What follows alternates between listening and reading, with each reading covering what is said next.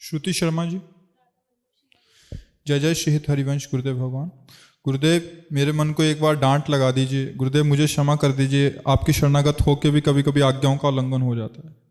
हाँ, अपने डांट से बनेगा, बाहरी डांट से नहीं। जब अपने धिक्कार देते ना अंदर से, अरे नीच, तो हमें बार बार ऐसा, तो वो सुधरता है। नहीं तो बहुत ये विचित्र कोटि का देवता है, बाहरी डांटों से नहीं सुधरता है, अंदर की डांट से। जब आप इसे धिक्कारेंगे, और सावधान रहें, ये कभी भी सलाह दे तो सलाह को जांच करें कि सही दे रहा है कि नहीं। अगर नहीं दे रहा तो उसी समय डांट लगाए इसको। धीरे धीरे अंतर्मुख होकर जब इसे देखती रहेंगी, ये सुधर गया तो साधना बन गई, ये बिगड़ गया तो साधना बिगड़ गई। ऐसा है। हाँ, नाम जप करते रहो।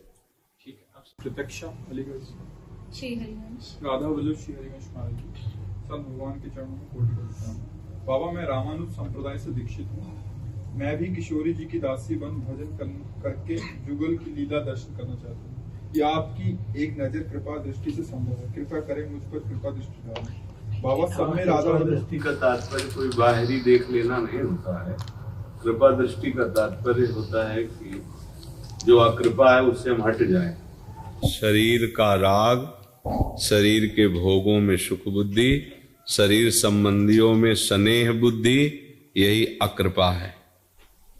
इससे हट जाओ तो आपको कृपा दृष्टि मांगनी नहीं पड़ेगी। आप कृपा स्वरूप प्रभु की कृपा की धारा में बह जाएंगे। और ये हमने पकड़ा, इसलिए हमें छोड़ना पड़ेगा।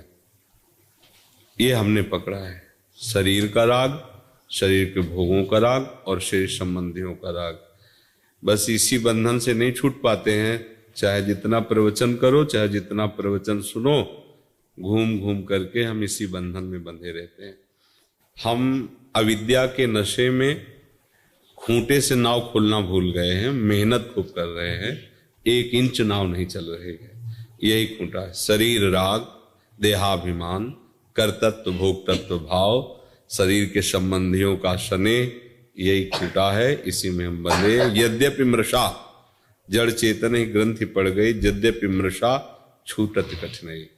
संतों की, शास्त्रों की और भगवान की तीनों कृपा का एक ही फल है कि हमारा शरीर अभिमान गलित हो जाए, हमारा शरीर राग मिट जाए, भोग बुद्धि बदल जाए और हमारे सगे सने संबंधी प्रभु लगने लगे।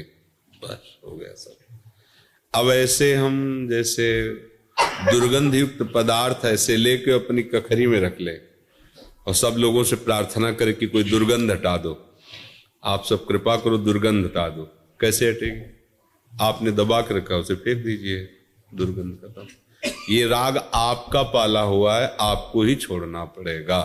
इसीलिए भगवान कहते हैं आप अपने द्वारा उद्धार कीजिए अपना। ये आपका बंधन है, आपने पकड़ रखा है, इसे किसी ने बांधा नहीं है। यद्यपि मृषा है पर आपने पकड़ रखा है, इसलिए छोड़ना पड़ेगा। और कृपा दृष्टि तो प्रभु की, संतों की, शास्त्र की आपके ऊपर है। अगर कृपा दृष्टि न होती तो भगवती मार्ग न मिलता, संतों का समागम न मिलता। अब आप ऐसी अपने ऊपर कृपा दृष्टि कर लो कि शरीर का राग छूट जाए, देहाभिमान गलित हो जाए, प्रभु के स्मरण के सिवा कुछ याद न रहे।